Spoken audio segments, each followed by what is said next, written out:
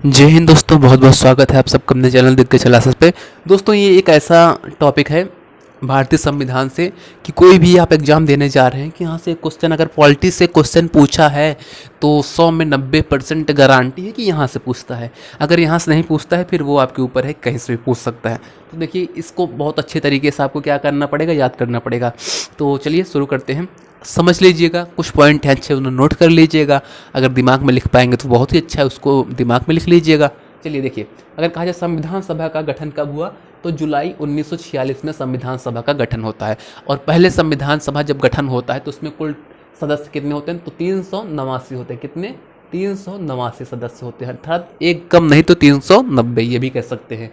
तो 389 होते हैं। संविधान सभा की पहली बैठक कब होती है प्यारे बच्चों? अगर गठन कहा जाए जुलाई 1946, लेकिन अगर पहली बैठक कहा जाए तो 9 दिसंबर 1946। अभी कहा जाए कि इसका दूसरा बैठक कब होता है तो आप बताएंगे 2 दिन बाद 11 दिसंबर को होता है दूसरा बैठक।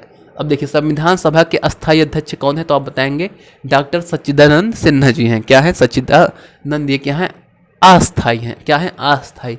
तो वही जब दूसरी बैठक होती है संविधान सभा की तो क्या करते हैं कि बहुत ज़्यादा बुजुर्ग थे तो संविधान सभा लंबे समय तक चलता, तो क्या करते हैं इनको हटा के डॉक्टर राजेंद्र प्रसाद जी को क्या करते हैं अस्थायी अध्यक्ष बना लेते हैं। ये थोड़ा ध्यान दीजिएगा, ये जो नए बच्चे हैं उनको यहाँ पे कन्फ्यूजन होगा। अस्थायी बोलेगा तो सच्चिदानंद, अस्थायी बोलेगा तो डॉक्टर राजेंद्र प्रसाद।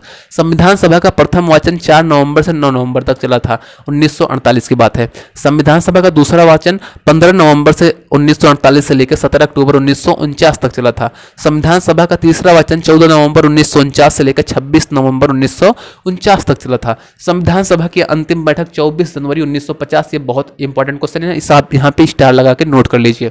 संविधान सभा की अंतिम बैठक 24 जनवरी 1950 को होती है। संविधान सभा पारित किया गया था 26 नवंबर 1949 को। कब? 26 नवंबर 1949 को। भारतीय संविधान लागू हुआ था 26 जनवरी 1950 को और राष्ट्रीय संविधान सभा ने राष्ट्रगान अपनाया था 24 जनवरी 1950 में। ये जितने भी क्वेश्चन हैं सब डबल स्टार वाले हैं, बहुत इंपॉर्टेंट क्वेश्चन है, कभी ना कभी एग्जाम में ये आ ही सकते हैं हमेशा। क्योंकि ये सन ऐसे होते हैं जो क्या करते हैं कंफ्यूज कर देते हैं बच्चों को। तो आप लिख के 4-5 बार याद करिएगा। आप जहाँ रहते हैं वहाँ पे लिख कर चिपका दीजिएगा तो याद हो जाएगा अच्छे तरीके से। फिर कह रहा है कि संविधान सभा ने राष्ट्रीय गीत कब अपनाया, तो ये तो हो गया 24 जनवरी 1950 को। संविधान सभा ने राष्ट्रीय ध्वज अपनाया 22 जुलाई 1947 को। अगर कहा जाए राष्ट्रीय ध्वज का डिजाइन कौन दिया था तो आप बताएंगे पिंगली वकैया जी हैं। कौन है? पिंगली वकैया।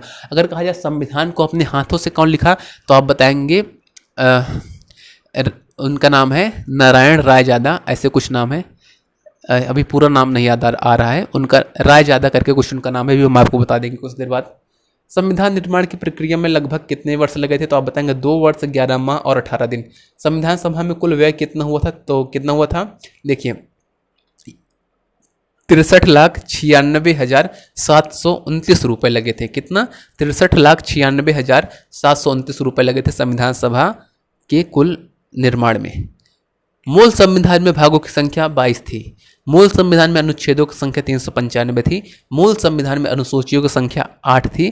भारतीय संविधान के पिता कौन है? डॉक्टर भीमराव अंबेडकर इनको कहा जाता है, उपमा दी जाती है, क्योंकि ये क्या किए थे? सबसे ज़्यादा योगदान दिए थे संविधान, मतलब संविधान बनने में। तो प्यारे बच्चों, संविधान सभा से ये बहुत ही इंपॉर्टेंट वीडियो था, आप अच्छे से इसको याद कर लीजिएगा। यहीं पे वीडियो को समाप्त करते हैं और चैनल पे अगर आप नए हैं चैनल को सब्सक्राइब कर लीजिएगा, ज़्यादा से ज़्यादा वीडियो को शेयर कर दीजिएगा। जय हिंद, वंदे मातरम।